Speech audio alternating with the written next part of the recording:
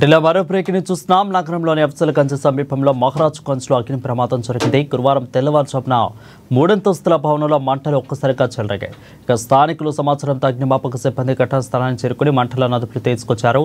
సమీపంలోని దుకాణాలకు మంటలు వ్యాపించకుండా చర్యలు చేపట్టారు.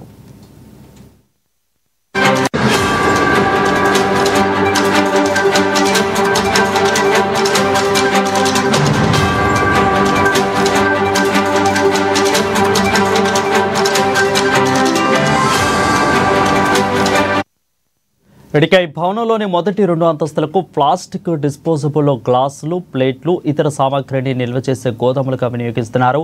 3వ అంతస్తులో కుటుంబ నివాసం ఉంటుంది. తొలుత మొదటి అంతస్తులోని గోదాముల మంటలు చెలరేగాయి. ఇక గోదాముల్లో తేలికపాటి సామాగ్రి ఉండడంతో సులువుగా పైకి వ్యాపించాయి. దీంతో 3వ అంతస్తులోని కుటుంబ సభ్యులు కేకలు వేశారు. స్థానికులు సమాచారం ఇవ్వడంతో పోలీసులు, అగ్నిమాపక, టీఆర్ఎఫ్ సిబ్బంది 5 ఫైర్ ఇంజిన్లతో అక్కడికి చేరుకున్నారు. 3వ అంతస్తులో ఉన్న ఓ చిన్నారి సహా 5గురికి క్రెయిన్ సాయంతో సురక్షితంగా కిందకు తీసుకొచ్చారు. ఇక ఈ ప్రమాదంలో పరిసరాల్లోని పొగ దట్టంగా వ్యాపించింది.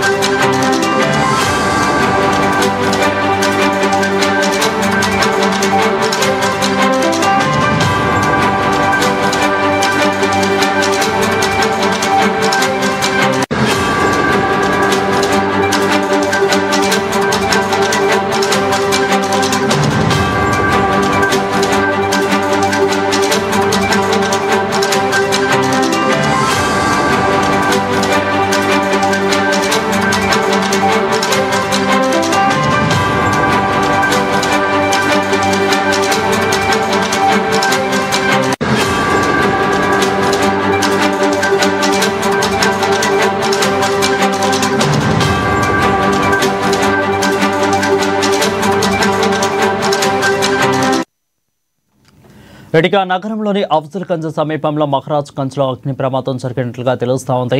గురువారం తెల్లవారుజామున 3 అంతస్తుల భవనంలో మంటలు ఒక్కసారిగా చెలరేగాయి.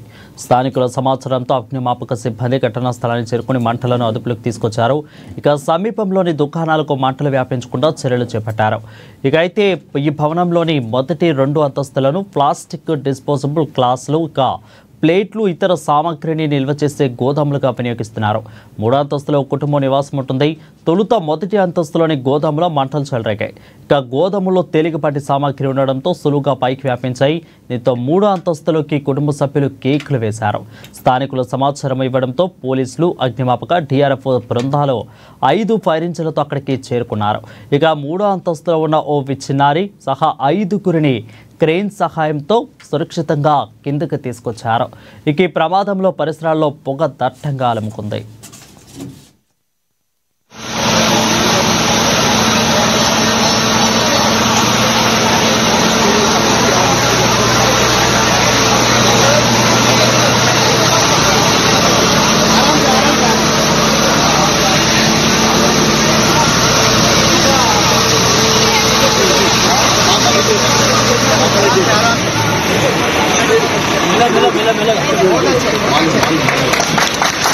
Good job, sir. Side.